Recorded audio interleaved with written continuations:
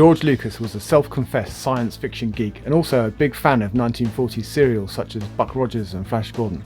In fact, before he got started on his early drafts of a script for Star Wars, it was his intent to bring a story very like Flash Gordon to the big screen. Let me get a disclaimer out before we get started.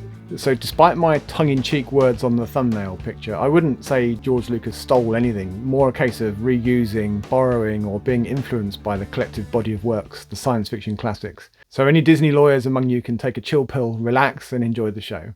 George Lucas wanted to give kids of the 1970s, like me in fact, their own adventures in space, to match those experienced by their fathers and grandfathers through earlier books and TV serials. Perhaps we'll begin at the beginning, with the earliest works. Doc Smith's Lensman books have some familiar sounding elements. Both the Lensman series and Star Wars feature epic conflicts on a galactic scale. The Lensmen are an elite force working to maintain peace in the galaxy, fighting the evil Bosco criminal empire, while in Star Wars the Rebel Alliance with the Jedi and the Galactic Empire are engaged in a struggle for control. The overarching theme of a grand interstellar conflict is a shared element. Both Lensman and Star Wars include elaborate space battles with advanced technology. The Lensman series is known for its detailed descriptions of futuristic weaponry and spacecraft, very much ahead of its time, bearing in mind we'd barely had power flight at the time that he wrote it. Similarly, Star Wars is renowned for its space battles, featuring iconic starfighters, capital ships like the Star Destroyers, and advanced superweapons like the Death Star. The Lensman series, and of course a good many other books besides, and Star Wars both embrace the classic theme of good versus evil. They both follow the hero's journey archetype, featuring protagonists who rise from obscurity to confront a powerful and malevolent force threatening the galaxy. Kimball Kinison in Lensman and Luke Skywalker in Star Wars both embark on heroic quests to overcome dark and evil adversaries.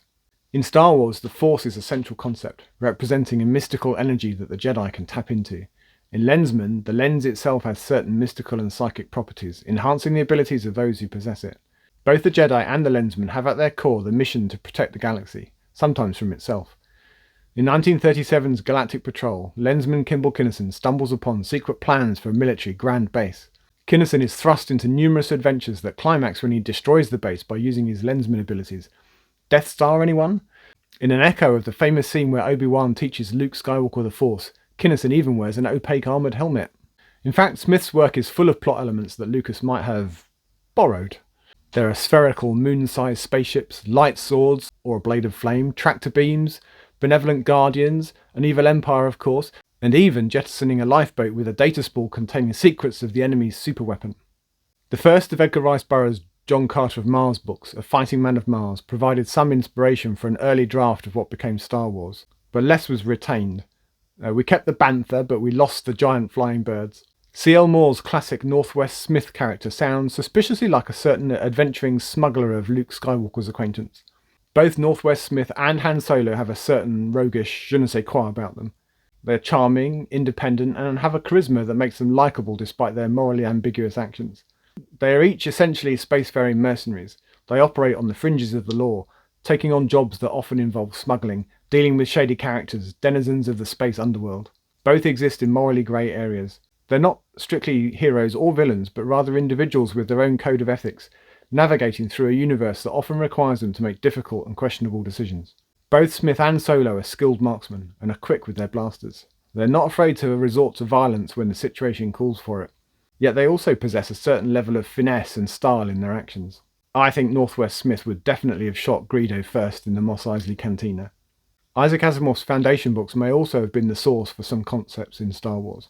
There's a galaxy-spanning civilization with an old order in decline, Trantor, a planet-spanning capital city very similar to Coruscant in the Star Wars series, and there's also the Mule from Foundation and Empire, who has psychic control and can influence the behaviour and emotions of others. These are not the droids you're looking for. Both stories contain an element of prophecy and prediction, with psychohistory used to predict the future events on a large scale, while in Star Wars the Jedi and the Sith often deal with visions of the future through the Force. When asked if he minded his stories being plundered by Lucas, Asimov's response was that since he had based Foundation on Gibbon's Decline and Fall of the Roman Empire, he could hardly complain if George Lucas had reused some ideas from his books. Right, so let's address the elephant in the room. We can't discuss potential influences on George Lucas without covering Frank Herbert's Dune, all-conquering giant of the science fiction genre. Frank Herbert was allegedly so amused by the many parallels that he and some fellow science fiction authors who also thought that they saw elements of their work in Star Wars jokingly labelled themselves as the "We're Too Big to Sue George Lucas group." There are many similarities, both large and small, between Dune and Star Wars. The most obvious, perhaps, is the harsh desert environment of Arrakis, with its oceans of sand and the slightly more colourful Tatooine. The arid environment of both planets necessitates careful harvesting of water. In Star Wars, it's the moisture farms, like that run by Luke's Aunt Beru and Uncle Owen, whereas on Dune, it's the dew collectors, moisture traps and catch basins. There's some nice symmetry in the heavenly bodies too, with mirrored twins, moons in the case of Arrakis and suns in the case of Tatooine. The majestic sandworms are a key part of the mythos on Arrakis, source of the spice and public transport for the Fremen. There is no direct equivalent on Star Wars, but we might draw a comparison with the Return of the Jedi's Sarlacc, which, by the way, lives in the Dune Sea. We only see its mouth, really, but it's chock full of teeth and closely resembles the mouth of a sandworm as Frank Herbert described it. The spice melange is a vital plot element of Dune, the possession of which influences everything, and is at the heart of the feud between the Atreides and the Harkonnen. Earlier drafts of the Star Wars script also heavily featured a spice, but in the end this was reduced to a brief mention of the spice mines of Kessel. Both Dune and Star Wars feature a galaxy-spanning empire. In the case of Dune, they may not be as openly evil and fascistic as the empire in Star Wars, but Dune's Imperium is certainly not above playing the great houses off against each other, and has clear plans of aggression against House Atreides, wanting to make an example of them. I think we can say that the Imperium are not the good guys.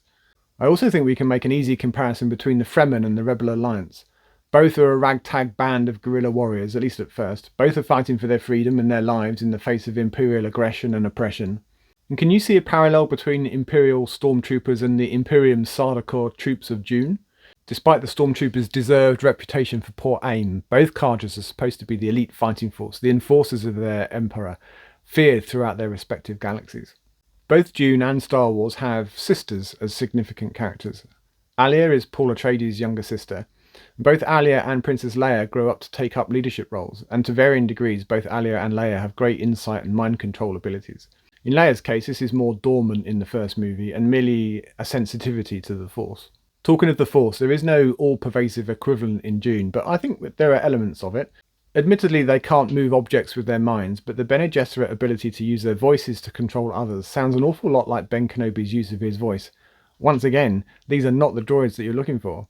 The Bene Gesserit and the Jedi aren't an exact match, but both are pseudo-religious orders. Both, at one time in the case of the Jedi, advise the powerful, and both are engaged in a search for a chosen one. In Star Wars, the chosen one is a figure that will bring balance to the Force, bringing about the destruction of the Sith. In Dune, the Bene Gesserit believe that the Kwisatz Haderach is their route to controlling the galaxy, establishing a royal line with the Bene Gesserit powers that they can use to control and influence events even more than they do now. Leaving Dune behind, but still on the subject of influences and borrowed scenes, it's not science fiction, but the final attack on the Death Star, particularly the trench scene, with its approaching X-Wings being shot at from the gun turrets lining its sides, is lifted almost scene for scene and word for word from the Dambusters. Not to mention the overall idea of a single weapon being delivered precisely in order to destroy the target. Of course, most works of fiction reuse what's come before, and it was George Lucas's stated intention to repackage for a new audience the best that science fiction had to offer. Do you know of any other ideas or story elements in science fiction that appear in Star Wars? Do let me know down below. There's a whole other debate to be had about whether Star Wars is even really science fiction, but we'll save that for another time. As always, thanks for watching, and until next time, may the Force be with you.